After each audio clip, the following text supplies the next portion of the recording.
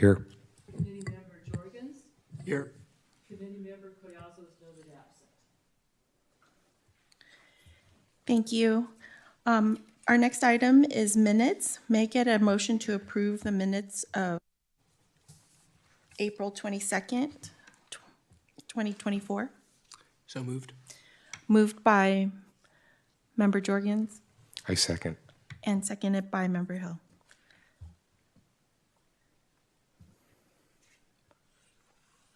Do we do roll? I forgot already. Is it a roll call vote? I don't think we've taken roll call votes on this in the past. Oh, okay.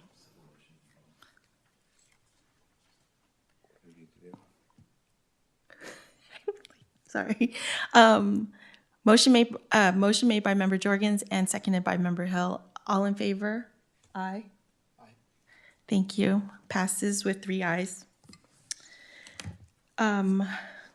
Next item is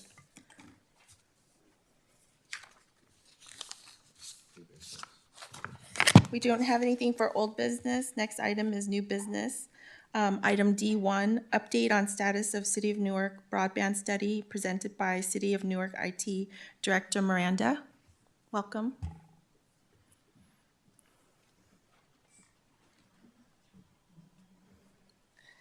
Sorry, a little brain fog.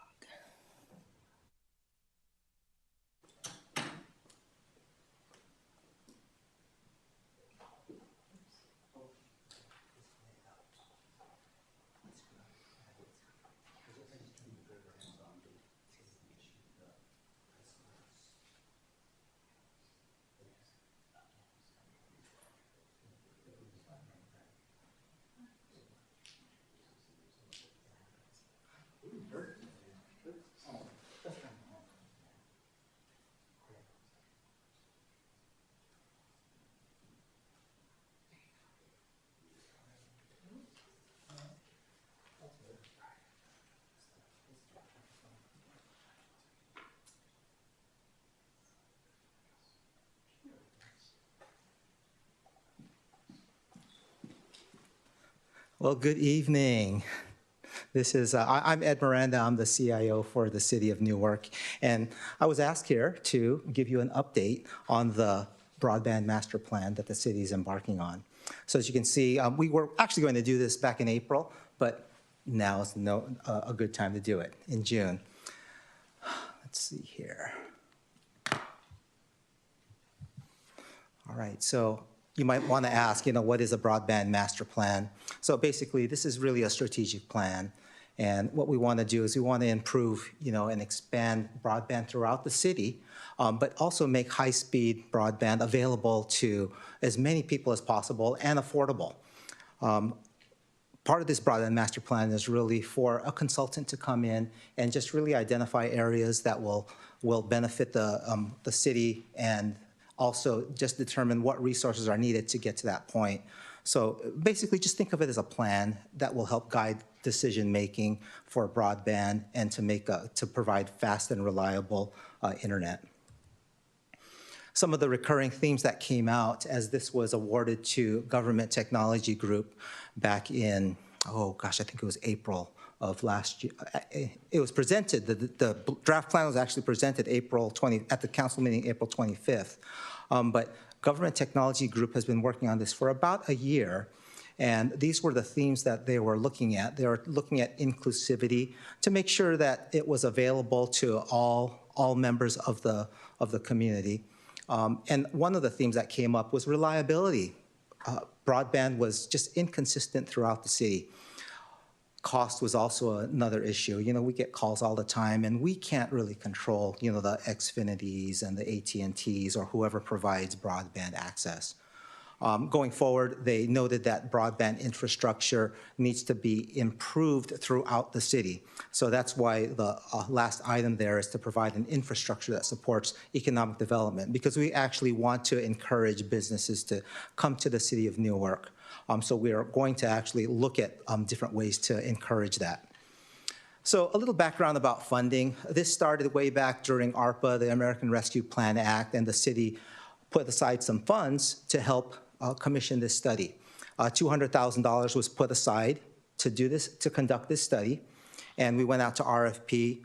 We actually awarded this to Government Technology Group, composed of former public CIOs, and they've done a great job in putting this together by going out into the community and soliciting feedback, surveys, doing interviews. And then finally, the ARPA broadband infrastructure project, the city also allocated another $1 million. So this would actually be phase 2 of the project, taking the recommendations from the actual plan, the phase 1, and implementing it. So we're not quite there yet. Coming up on July 11th, we'll be going to the City Council and presenting the broadband master plan for adoption. The draft was presented on April 25th. We received feedback from the council and the public, and though that feedback has been incorporated into the plan, and it will be finally presented on July 11th.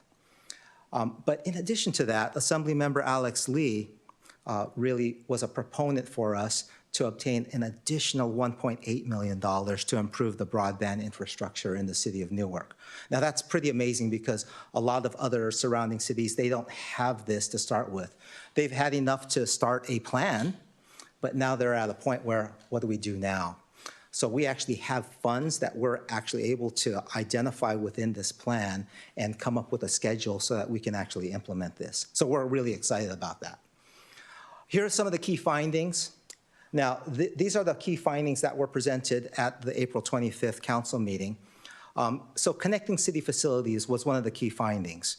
Right now, our wide area network is connected via different providers, such as AT&T. So they bring in lines into the different facilities, and we pay monthly cost to connect them so that we all talk on one network. Now, should we connect the facilities together, Silliman Center, Corporation Yard, Community Center, here to PD and City Hall, and connected via dark fiber, we can actually save on those monthly costs because we would own this fiber, and that would save a significant amount of funds. The other key finding is identifying a private sector partner. The recommendation moving forward is to go out to RFP and seek a public-private partner, or a P3, sometimes called a PPP, so that we can identify a partner such as, there are a bunch of partners out there like Astound or Smart Fiber or Techify, different companies out there that will come into your city, and they will actually do a lot of the work, connect the facilities, provide Wi-Fi or wireless access, and that's a benefit to the city, but also the community, the surrounding community. We, at the city, we don't have the resources or the staff to be a provider. In other words, we can't be an internet utility. It's just way too much to handle. So we would actually rely on another company, a good private partner to come in. There are some arrangements where there would be a sharing of revenue. For example, it could be a 70-30 split, a 60-40 split, but that's to follow when we go out to RFP to seek a public-private partner. One of the other findings is that based on the CPUC maps, these are state of California maps, that Newark residents actually do have access to high-speed broadband throughout Newark. We thought, oh, there's got to be some unserved areas or underserved areas. While there are some unserved areas, for the most part, these maps are showing that Newark is pretty well connected. We're not out in the boonies where there is no connectivity. Most people have access to wireless or cable or even DSL. DSL is a digital subscriber line, little slower technology, but at some point it's still considered broadband. We do know that there are some reliability and fiber infrastructure issues. One of the ways that we reached out was via surveys and also conducting community meetings. And some of the responses in the plan will actually show unedited, like, oh, this service that I'm subscribing to is really, really bad. Well, they could opt for another service if it's available. There are really only 2 or 3 major services here in Newark, not a lot of choices, so that's another finding. Let's see here, cellular coverage in some areas. I'm sure that you've gone around different areas and it's like, oh, wow, I don't have cellular coverage. A lot of that is out of our control because it's controlled by, your Verizons and AT&Ts and T-Mobiles of the world. But when we do have areas that are not accessible, we do reach out to the carriers, and in some cases, our local Costco, for example, when we first moved in there, our fire departments and public safety, they were saying, this is terrible, we have to go outside to make a call. I don't know if you've been in there lately, but it's actually improved. So they've tuned some of the cellular antennas and aligned them. It's really difficult around here because, we have water. And when they point the cellular antennas, they're worried about the signal bouncing off of the water. So they actually reduce some of the signal. But when we tell them, hey, New Park Mall is not good, they can make some small adjustments like that. Going forward, a dig once policy and developer agreements, we don't have a policy for dig once, meaning if we were to dig up Cherry to put utility cables underground, that's a perfect time to come in and actually put conduit or lay fiber. So later I'll show you what the conceptual design or the high-level design is, and I'll show you that some of the plan to connect these facilities, some will be underground and some will be aerial. We have no choice. We can't really do everything underground. It's really costly to do that. And the developer agreements, as we build new real estate, we can actually talk to them and say, hey, your residents are demanding high-speed internet. What can you do? So we can also build those into some agreements. We do have a security framework for smart city and connected communities. We have policies so that we can actually take advantage of some of these. We also want to take advantage of some existing smart city services. I think if you've been following the news, the city recently upgraded all of the street lights to LED. And one of the findings here is that we could potentially use some of these new street lights to change the connector that's on the top of these street lights and put a smart Wi-Fi connector, which could potentially make a Wi-Fi mesh. So let's say if you're in an area that is lit up, you can actually have Wi-Fi where you have lower coverage, and you can actually still be connected to broadband. So that's kind of exciting there. And then again, the opportunities to implement smart city solutions like the street lights. There are a number of use cases that this study actually covered, and I'm sure some that attended the meeting, you saw a lot of different cities implementing different things.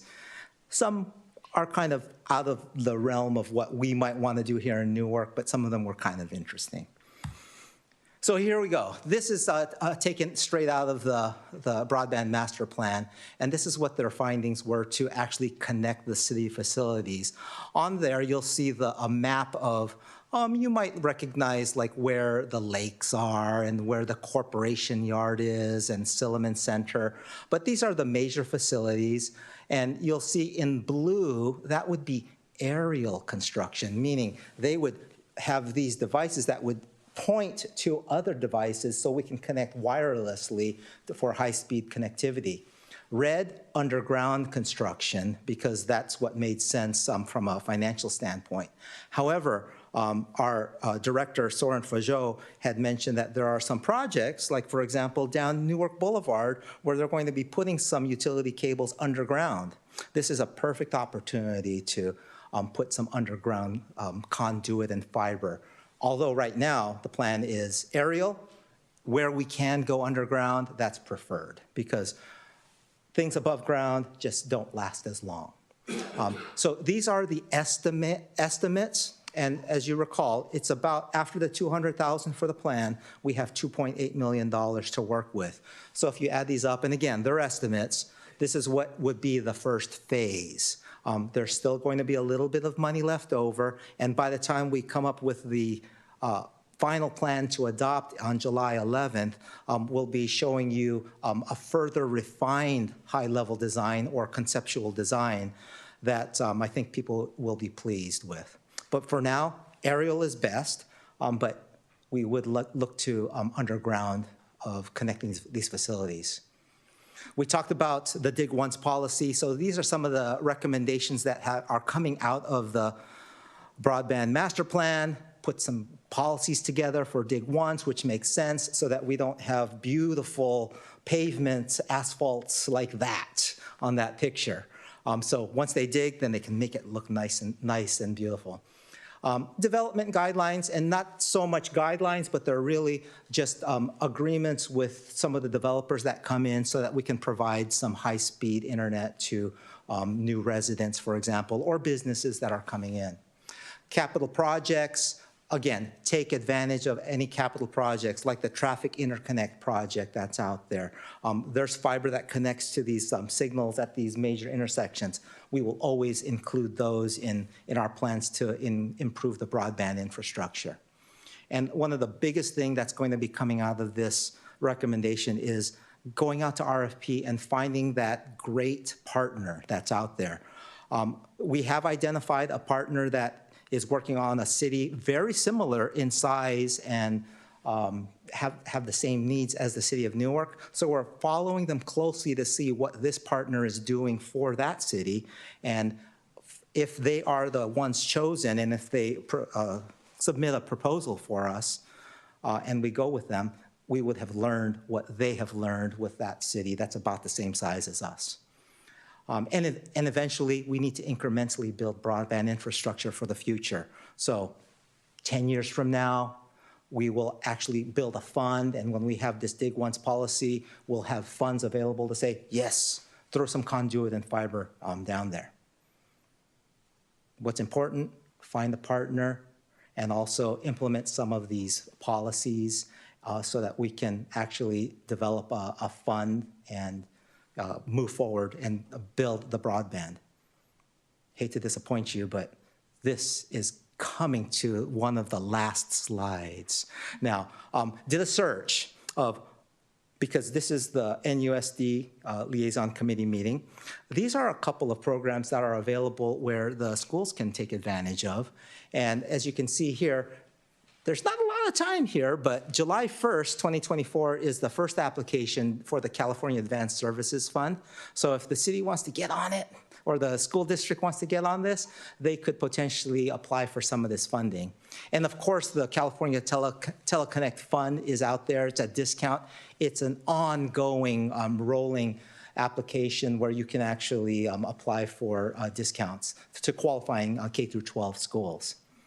And with that, I am open to any questions that you may have. And if you ever need to reach out to me, my contact information is out there, and you know how to get a hold of me. So thank you for your time. Any questions? Thank you. Any questions, Member Ho? Comments? Thank you, Mr. Miranda. Yeah, just a couple of questions. So,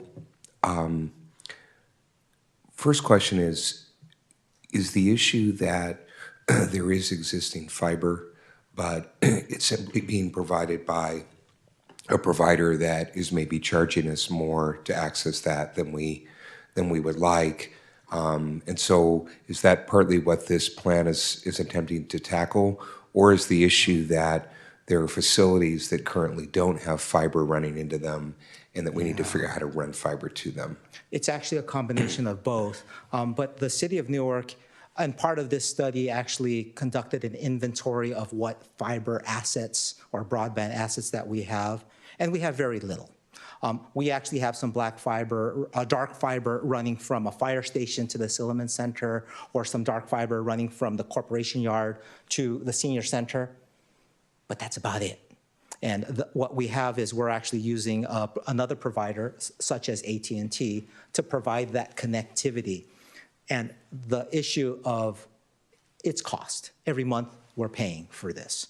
But if we were to connect these facilities all together and we own this dark fiber, there would be no monthly cost for that service.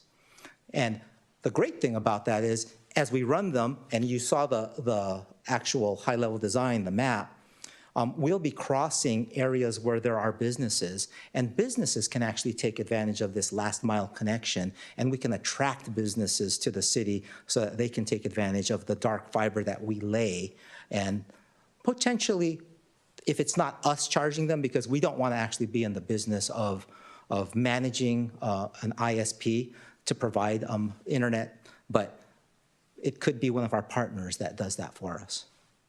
So the plan would be, as you're saying, that there's a number of areas that don't have fiber, or it hasn't been activated, and so we would run fiber. And I think, well, that's maybe a misnomer, right? Because part of the scenario you're talking about is aerial, correct? So Some of it, yeah. and so we would put this infrastructure in place, and then we would own the infrastructure, and then the only charges that we would be incurring would be from the providers to sort of administer the assets. Yeah, especially if it's a partner like an Astound or a Smart Fiber, and it would depend upon what is negotiated, if it's like a 70-30 split or a 60-30 split, because they will be laying the assets for us. They would be installing it for us. So we may not own it completely, but we would still get revenue from that so that we can actually put it into a broadband fund that we can draw off in the future so that we can continue to grow the broadband infrastructure in the city. And would you mind bringing up that slide again where you're showing not that one, the map? Yeah. So these are facilities, city facilities that you've identified that you want to create connectivity. And since this is the Liaison Committee, it sounds like what you're talking about is that there might be an opportunity to maybe even expand this network if you flip to the last slide, and potentially connect our schools into this. Is that a fair assumption? Yeah, and as a matter of fact, one of the options, which isn't displayed here, is actually creating a ring around the city. And of course, we're always looking at, we talk about redundancy as being one of the recurring themes. However, that's much more expensive than just connecting them this way. So we're going for what we can afford with this $2.8 million. And then we can grow it from there. In the future, it'd be great to have a dual ring around the city. So if fiber gets cut or connectivity, then we'd have another back way around. But this would be a good way to get these facilities connected, and also to reach out to the various areas of the community that are where the community gathers, whether it's underserved areas like the Jerry Raber Ash Street Park area, or where a large gathering area like Sportsfield Park, where we get 3,000 to 5,000 visitors each weekend. We've actually also had discussions with Ohlone College, and they also are very interested in connecting to us, because once we can get a connection to Ohlone College, they're going to have a connection to their Ohlone College in Fremont, and Fremont is also building a ring around their city. And we're also going to be, we've got some plans to connect to a data center. A data center is something like a Hurricane Electric that actually provides connectivity outside of our area, so we can go across the bay, up through Oakland, down to San Jose, and get to other resources throughout the country. And we will be, as we connect these facilities, we will be crossing some of these data centers to actually save us some money so that we don't actually have to trench to, like the Newark data center, formerly owned by Apple Computer. It's now owned by T5. I can't remember, several years ago, T5 bought them. But in the initial plan, when we were studying this, was to connect to that data center. But now we're actually going to be crossing some areas where we actually have other options to reduce our. Now, when I say connecting facilities, we won't have that cost for the wide area network, but we still have to pay to connect to the internet. So it's kind of like us subscribing to Comcast and saying, give me 1 gig connection and we'll pay you, $159 a month. We still have to do that for our one gig connection, but that's like $1,200 a month for the city. So that's a big pipe. Great, thank you. Oh, you're welcome, thank you. Questions, Member Jorgens? Comments? Any comments? Hi, how are you, Mr. Miranda? I'm doing great, thank you. Thank you for the presentation. My only comment is, or question is, when will the city anticipate the broadband master plan be completed by? Oh, yes, good question. So the broadband master plan is actually complete, and we're scheduled to go to City Council on July 11th to present it for adoption. And once it's adopted, then we actually go out to, assuming adoption, we actually start the RFP to seek a public-private partner, a P3. At that point, we actually already have the funds from the state of California through Assembly Member Alex Lee, and that's sitting in a fund here. And we also have the ARPA funds that should be encumbered before the end of the year, but we also have a provision so we don't lose that funding.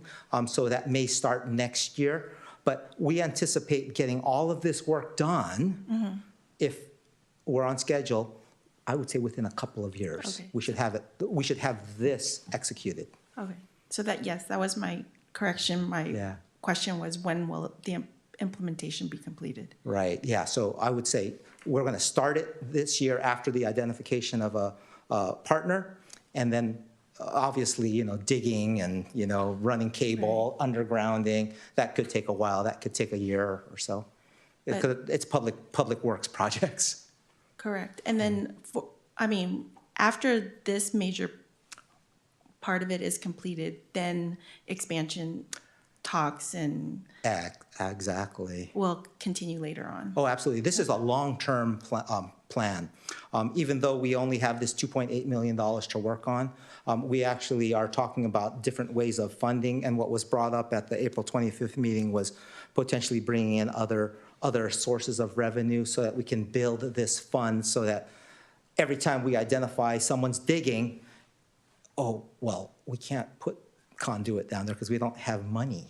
So Right. that's why we have to build that fund so we can instantly say, okay, yeah, just throw some conduit down there so we could run some fiber in the future. Yeah, and then you also need the ongoing maintenance costs for any aerial. Yes, absolutely. And so that should be built into this. We'll be building that into the RFP as well. Great, looks great. Yeah, we're excited to get this going. Very excited for you guys and also for all of the residents in Newark and the school district. Yes, absolutely. Thank you. Thank you, that's it. Okay, thank you. Okay, up next, item D2, discuss possible joint event between the City of Newark and Newark Unified School District. And this was a agenda item that I had requested. And recently, initially I was thinking of having a discussion and possibly coming up with a new event, but after, I think it was last week or the week before at Rotary, Recreation and Community Service Director Nick Cuevas had spoke at the Rotary about all of the recreation services and had mentioned that there is an annual Ash Street Park neighborhood barbecue that Newark Unified had been invited to in previous years, but there was never been a response back. So we apologize for that. And but what I'm thinking is that maybe we could expand that and include and Newark Unified be a partner in that, along with Newark Educational Foundation. I had reached out to them.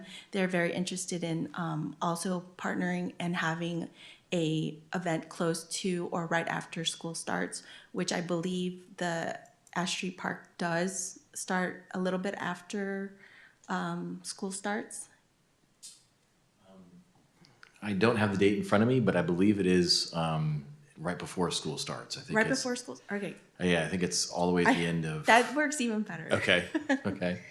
Because what my thought was that, again, it's a good opportunity for organizations that support students to be part of it, and then also families are out there, and it's a good opportunity for the City of Newark to also be out there and highlight, bike and walk safety routes to school, and and I know that the City of Newark has done this part of Ash Street Park is do the backpack giveaways, and then I know that Newark Educational Foundation is also interested in also giving away stuff, and then we could also do our part at NUSD to help facilitate and partner in that, and then also increase participation for the event. Well, thank you. Sounds great to me. We have very enthusiastic recreation department team members, and they'd be more than happy to work with members and representatives of the school district as well as Newark Educational Foundation Our team members are fairly creative, and they'd be more than happy to work and collaborate together.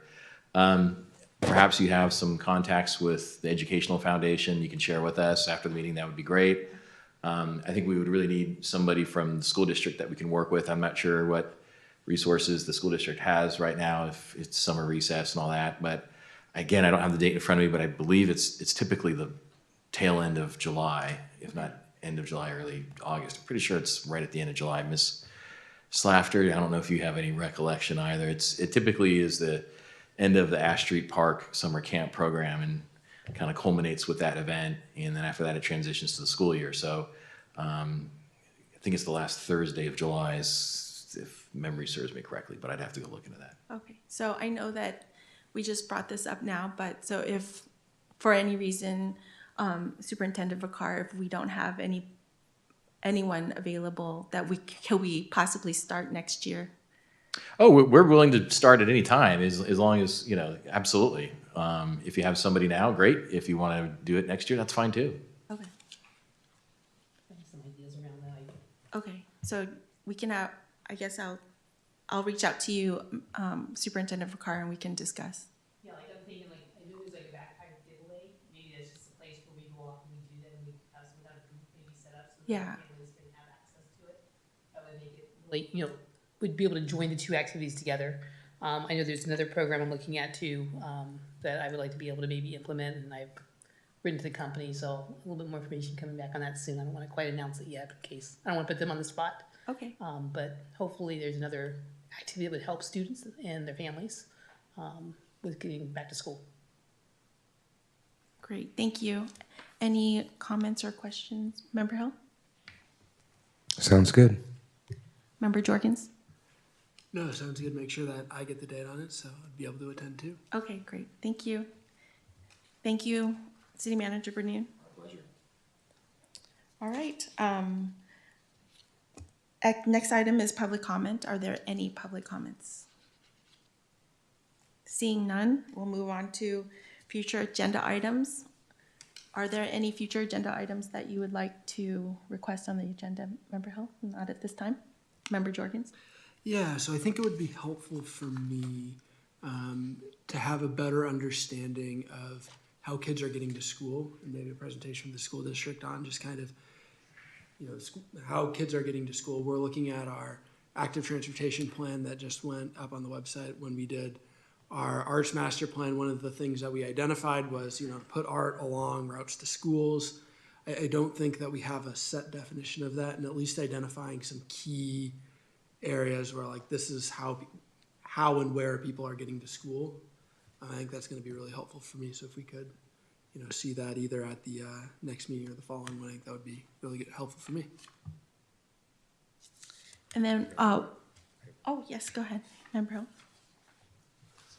Yeah, so Mr. Jorgens, where I teach over in at Cupertine High School, we actually have a program where we partner with it's the city and there's some other entities as well, where we try to map out actually the routes that people take.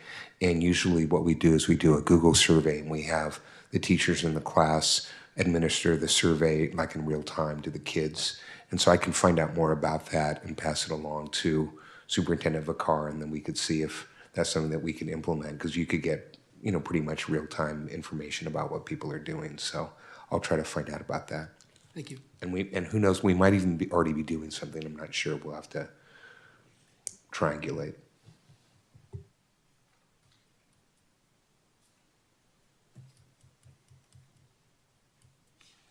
And the only one other request I would like to make for a future agenda item is the district presenting enrollment figures for incoming year and outlook for the school year. Since our meeting will be in October. Yes.